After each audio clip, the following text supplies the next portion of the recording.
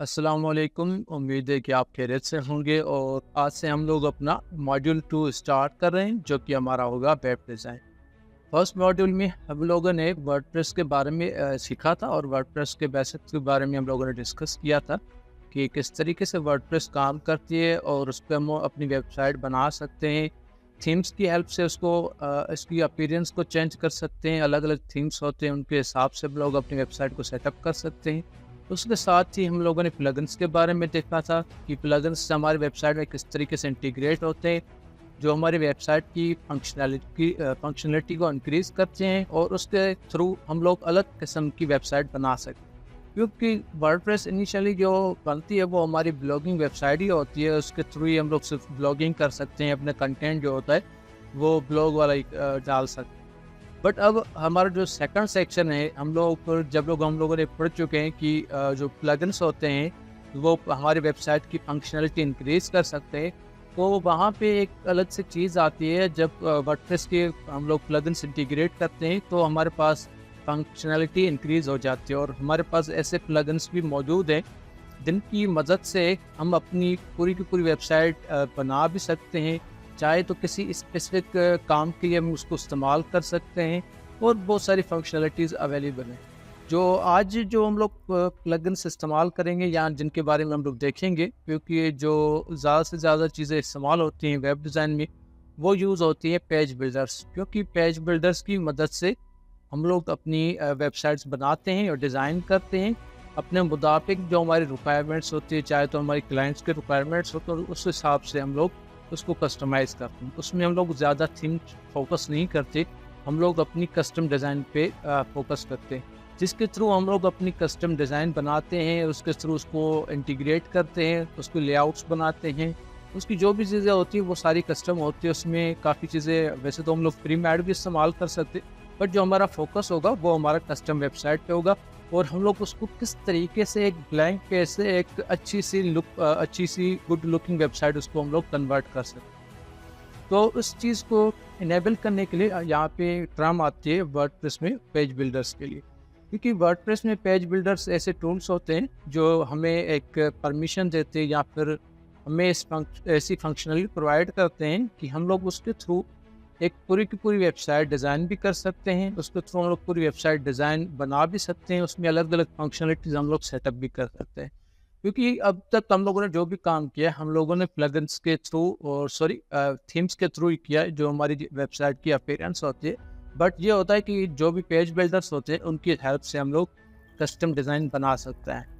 तो आप लोगों ने एक पेज बिल्डर पहले भी इस्तेमाल किया हुआ है, जैसे कि आपने देखा होगा गिटनबर्ग। क्योंकि वर्डप्रेस में गिटनबर्ग एज एडिटर भी यूज़ होता है, वो एक पेज एडिटर भी है, क्योंकि उसके थ्रू हम लोग एज अ पेज बिल्डर भी उसको इस्तेमाल करते हैं, जिसके थ्रू हम अलग अलग किस्म की वेबसाइट भी डिज़ाइन कर सकते हैं। लास्ट क्लास में हम लोगों ने पोस्ट टेक्स्ट को इंटीग्रेट किया था हमारे गिटनबर्ग एडिटर के साथ, जिसके थ्रू हम लोगों ने एक कस्टम पेज बनाया था। हमारा जो कस्टम पेज है, जो हम लोगों ने फर्स्ट एज फ्रंट एंड पे लगाया हुआ है, जैसे कि हमारा होम पेज बना हुआ है जिसमें हम लोगों ने अलग अलग ब्लॉक्स इस्तेमाल किए थे। सेम इसी तरीके से ही हमारे पेज बिल्डर्स होते हैं, जिनमें अलग अलग किस्म के ब्लॉक्स होते हैं, वेजेट्स होते हैं, एलिमेंट्स होते हैं। हम लोग उनको अलग अलग नाम देते हैं अलग अलग थीम के मुताबिक ही। तो उनमें एक किस्म में हम लोग कहते हैं एलिमेंट है, किस्म में हम कहते हैं कि ये हमारा वेजेट है। सिंपली एक ब्लॉक को ही कहते हैं कि एक वेजेट है या फिर एक एलिमेंट है। तो हम लोग उसको देखेंगे किस तरीके से जो चीज़ें वर्क करती हैं। लेट्स हम लोग चलते हैं, एक थोड़ी थ्योरेटिकल टॉपिक है, पहले इसको कवर कर लेते हैं। पेज बिल्डर्स के बारे में आपको वैसे तो पहले भी मालूम है कि हम लोग उनको आराम से इस्तेमाल कर सकते हैं, काफ़ी ईजी होते हैं उनको यूज़ करना, जिसके थ्रू हम लोग ड्रैग एंड ड्रॉप करके कोई भी चीज़ लगा सकते हैं, चाहे इमेज हो, बटन हो, टेक्स्ट हो, जैसे हम लोगों ने गिटनबर्ग में लगाया था। काफ़ी आसान है इसको यूज़ करना और कहीं पे भी हम उसको किसी भी एलिमेंट को मूव भी कर सकते हैं। उसके साथ ही उसमें हम लोग फ़ॉन्ट वगैरह हो गया, फ़ॉन्ट कलर जो भी होता है, लेआउट, हम लोग भी उसको भी चेंज कर सकते हैं और काफ़ी आसान और तेज़ मेथड के हिसाब से हम लोग उसको कस्टमाइज़ भी करते हैं। क्योंकि अगर आप प्रोग्रामिंग करते हैं तो सेम डिज़ाइन को क्रिएट करने में आपको हो सकता है कि 7 दिन का वक्त लग जाए। जहाँ पर बात आती है वर्डप्रेस में, तो हम लोग वर्डप्रेस के पेज बिल्डर्स को यूज़ करके एक दिन में भी वो हम लोग अपना काम कंप्लीट कर सकते हैं। यहाँ पे थोड़ी लिस्ट दी हुई है, जहाँ पे कुछ नाम लिखे हुए हैं हमारे वर्डप्रेस के पेज बिल्डर्स के बारे में। यहाँ पे जो लिस्ट है इसमें कुछ प्लगइन्स और थीम्स के नाम भी हैं जो एज अ पेज बिल्डर के तौर पर इस्तेमाल होते हैं, जिसमें सबसे मशहूर जो नाम है वो होता है एलिमेंटर।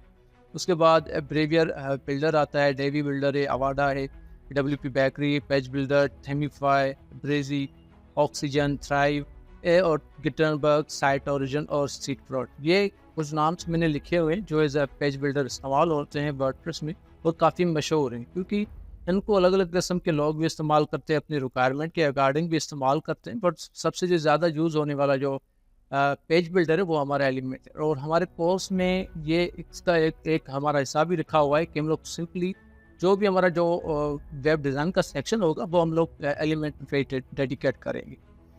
और हम लोगों ने एलिमेंटर को क्यों चूज़ किया है, फर्स्ट बात उसकी कि यूज़र फ्रेंडली है, क्योंकि जो भी उसका इंटरफेस है काफ़ी ईजी है इसको चलाना, चाहे तो कोई भी बिगनर हो वो भी इसको आराम से इस्तेमाल कर सकता है।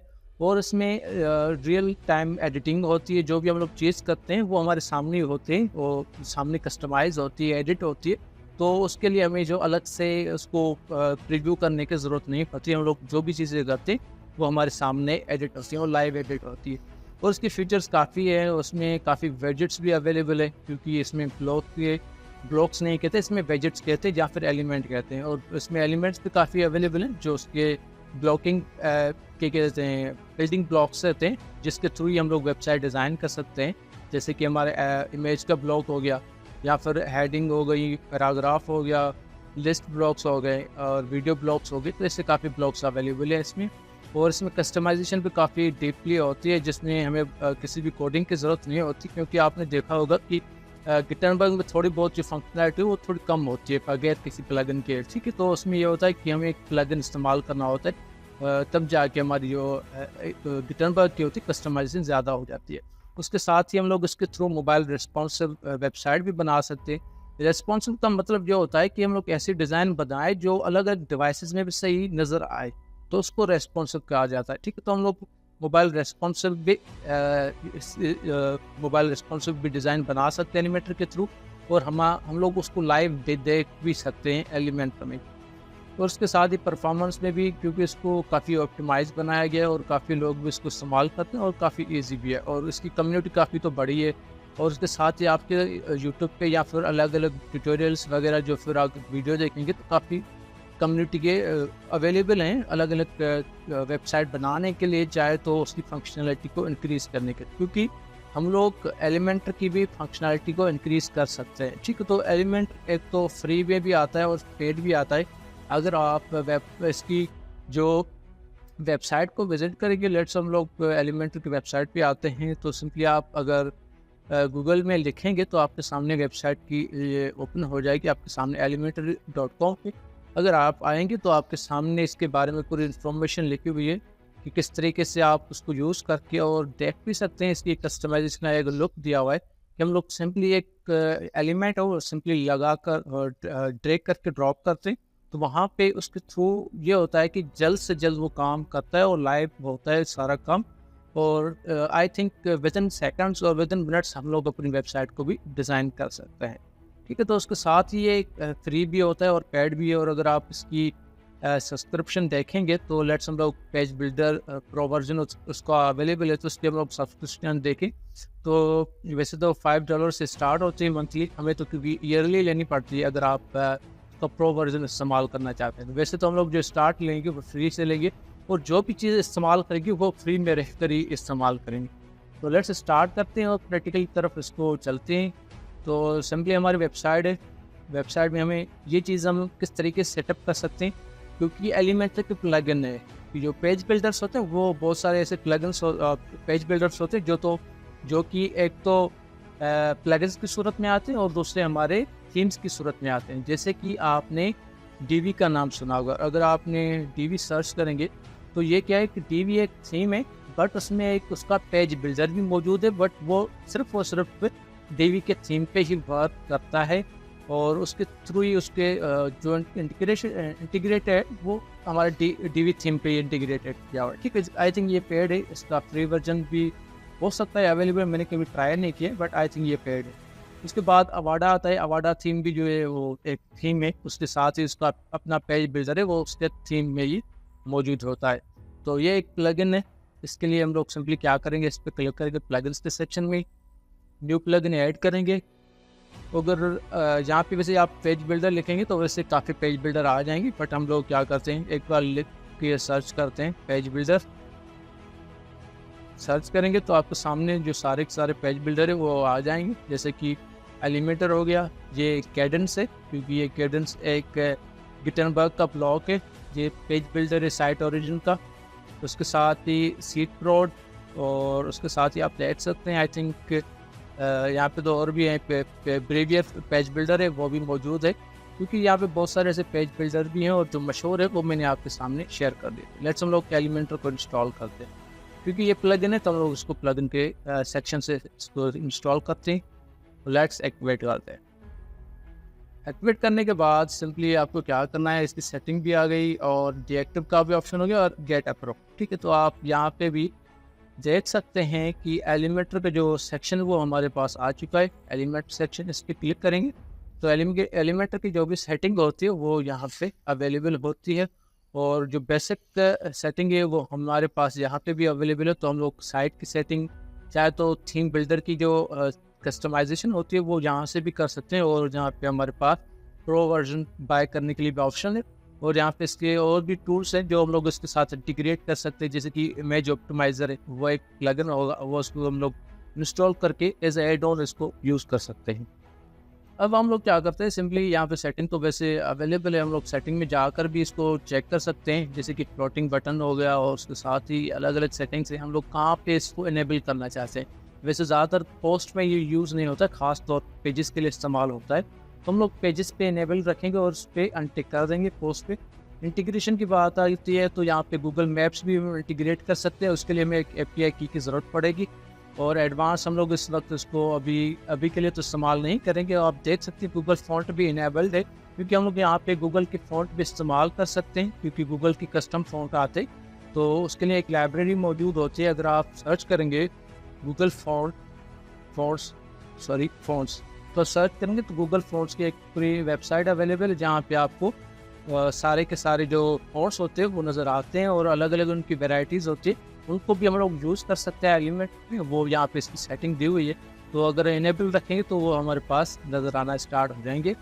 और ये फॉन्ट ऑसम है, ये खास तौर पे आइकन्स के लिए इस्तेमाल होता है, इसको भी हम लोग इनेबल कर सकते हैं। आई थिंक इसको अभी के लिए छोड़ देते हैं। तो परफॉर्मेंस के लिए ये जो सेटिंग है बाय डिफ़ॉल्ट रखी हुई है, हम लोग उसको ही इस्तेमाल करेंगे। और लेट्स हम लोग क्या करते हैं, अब डायरेक्टली हम चलते हैं पेजेस में।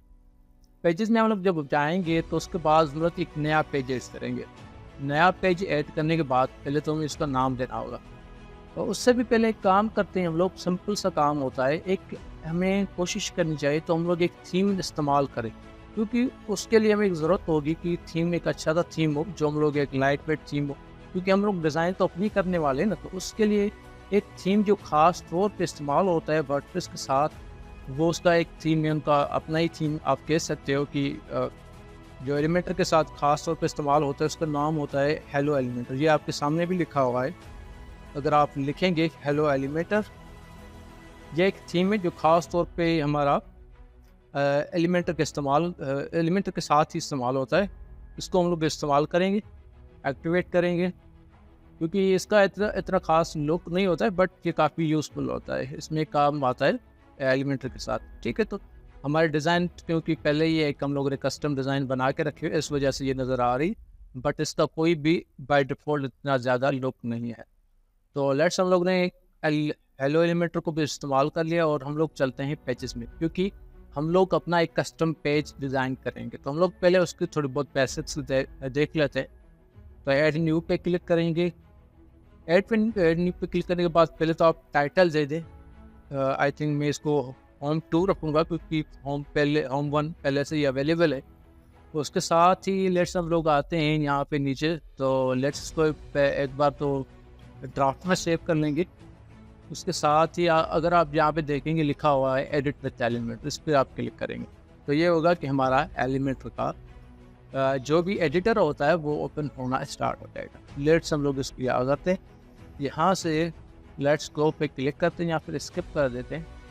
उसके बाद आप देख सकते हैं कि उस हेडर भी नज़र आ रहा है, उसके बाद हमारा फुटर भी नज़र आ रहा है। यहाँ पे देख सकते हैं हेडर और फुटर, क्योंकि बाय डिफ़ॉल्ट इसका जो लेआउट है अभी इस पर डिपेंड करता है कि कौन सा लेआउट हम लोगों ने सेटअप किया हुआ है। तो क्योंकि हम लोगों ने हेलो एलिमेंटर इस्तेमाल किया है, तो हेलो एलिमेंटर हेडर और फुटर अवेलेबल है, और जो भी हम लोग कंटेंट डालेंगे वो हमारा बीच में नज़र आएगा, क्योंकि यहाँ पे अगर साइड बार डिसेबल्ड है तो ये सारी चीज़ें इस तरीके से वर्क करेंगी। इसको हमें इस तरीके से सेटअप करना है कि हेडर और फुटर भी नज़र ना आए, क्योंकि हम लोग पूरी की पूरी कस्टम डिज़ाइन करने वाले हैं। तो उसके लिए हम लोग क्या कर सकते हैं, पहले तो आप सेटिंग में जाकर लेट्स हम लोग क्या करते हैं, एक तो पहले इसका थोड़ा लुक देख लेते हैं। यहाँ पे आप ऊपर देखेंगे तो प्लस का आइकन है, जहाँ से हम लोग कोई भी एलिमेंट ऐड कर सकते हैं, चाहे हम लोग हेडिंग ऐड करें या फिर इमेज ऐड करें, तो हम लोग सिंपली यहाँ से भी क्लिक करके इस जो सेक्शन है ये लेकर आ सकते हैं। उसके बाद आता है साइट सेटिंग, इस पर आप क्लिक करेंगे तो साइट की जो सेटिंग होती है वो ओपन हो जाएगी, क्योंकि हम लोग इस पर ग्लोबल कलर्स और फॉन्ट, ये वो कलर्स और फॉन्ट होते हैं जो हमारी पूरी साइट पे एज अ साइट टेम्पलेट इस्तेमाल होते हैं, क्योंकि हम लोगों ने कस्टमाइज वाले सेक्शन में भी इस चीज़ को देखा हुआ है। तो हम लोग इसको क्लोज करते हैं। उसके बाद आता है हमारा नेविगेटर स्ट्रक्चर, वैसे तो नेविगेटर कहा जाता है इसको। अगर यहाँ पे आप देखेंगे कि क्योंकि ये हमें हेल्प करता है, अगर आपने किसी ने एडोब फोटोशॉप इस्तेमाल किया होगा तो वहाँ पे लेयर्स दिखाता है कि किस सेक्शन में हम लोग ने कौन सा आइटम डाल के रखे हुए हैं, या फिर हम लोग किस सेक्शन में अवेलेबल हैं या फिर एक्टिव है। तो ठीक, जब हम लोग यूज़ करेंगे और हमारे पास ज़्यादा आइटम्स अवेलेबल होंगे तो यहाँ पे एक लिस्ट होगी, तो वहाँ से हम लोग उसके थ्रू अच्छे से नेविगेट कर सकते हैं, क्योंकि इसको नेविगेटर बोला जाता है इसलिए। ठीक है, इस न्यू अपडेट में इसका नाम स्ट्रक्चर रखा गया है।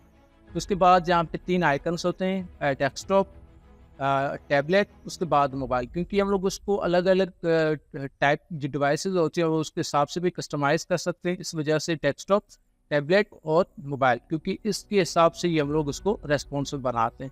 इसके बाद सर्च फाइंडर का ऑप्शन आता है, उसके बाद हमारा हेल्प और व्हाट्स न्यू, क्योंकि न्यू अपडेट में जो चीज़ें आती हैं वो यहाँ पे होती हैं, और उसके बाद प्रीव्यू चेंजेस, ये एक अलग से पेज ओपन हो जाए। लेट्स यहाँ पे एक नाम लिखा हुआ सेटिंग है, पेज सेटिंग।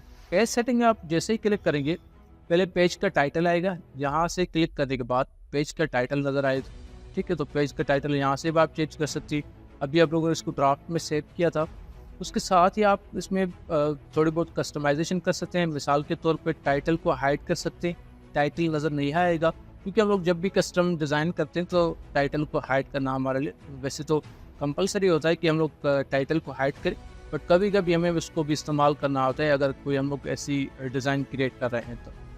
वैसे तो पेज में हम लोग कमेंट्स को अलाउ भी कर सकते हैं, बट हमें डिसेबल रखना है इसको। उसके साथ फीचर्ड इमेज का वैसे काम नहीं, और यहाँ पे काफ़ी अहम काम आता है वो होता है लेआउट। जैसे कि आप देख रहे हैं यहाँ पे डिफ़ॉल्ट लिखा हुआ है, इसको हम लोग अगर क्लिक करें एलिमेंटर कैनवास, जैसे ही क्लिक करेंगे तो जो चीज़ हमें नज़र आएगी वो सिंपली हमारा एलिमेंट का कैनवास हो। जो ये चीज़ आप देख रहे हैं ये हमारा एलिमेंट का कैनवास है, और जो भी एडिटिंग करेंगे वो हमारा सिर्फ वही चीज़ दिखाएगी। उसके साथ जो हेडर और फुटर होगा वो हमें नज़र नहीं आए, तो हम उसके थ्रू हम लोग उसको डिसेबल कर सकते हैं। अगर हम लोग दोबारा सेट करेंगे तो यहाँ पे ऑप्शन आता है एलिमेंटर फुल विड्थ में ये चीज़ होगी कि आपका हेडर भी नज़र आएगा, फुटर भी नज़र आएगा, बट आपका साइड बार नज़र नहीं आएगा। चाहे तो आपने पहले से ही इसको इनेबल रखा है, बट फिर भी वो नज़र नहीं आएगा, क्योंकि यहाँ से वो कट हो जाएगा, क्योंकि यहाँ पे इसकी ऐसी कंडीशन लगी हुई है कि हेडर भी नज़र आएगा, फुटर भी नज़र आएगा, उसके साथ ही जो हमारा साइड बार है वो नज़र नहीं आएगा। बट ये जो कैनवस होता है, कैनवस में ना तो हमारा हेडर नज़र आता है, ना तो हमारा फुटर नज़र आता है, ना तो हमारा साइड बार नज़र आता है, क्योंकि सिंपली हमारा कैनवस ही नज़र आता है जो हम लोग एडिटिंग करते हैं। इसको हम लोग देख लेते हैं, हम लोगों ने अभी कैनवस पे रखा हुआ है। उसके बाद यहाँ पे हमें 3 बटन नज़र आते हैं, एक होता है एलिमेंटर या फिर कोई भी कंटेनर या फिर ऐड करने के लिए कंटेनर। वैसे बेसिक इसका स्ट्रक्चर कंटेनर के थ्रू होता है।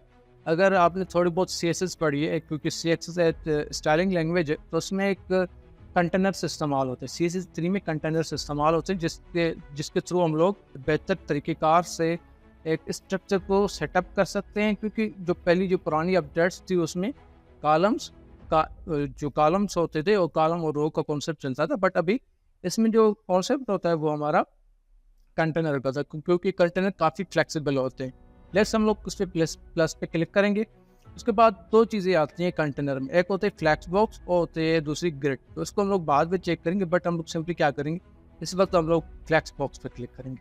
फ्लैक्स बॉक्स पे क्लिक करने के बाद ये हमसे पूछ रहा है कौन सा स्ट्रक्चर आप रखना चाहते हैं। आप देख सकते हैं काफ़ी अलग अलग किस्म की यहाँ पे स्ट्रक्चर दिए हुए हैं, जो आपकी मर्ज़ी के मुताबिक जब आपको चीज़ वो रिक्वायर्ड होती है तो आप उसको सेटअप।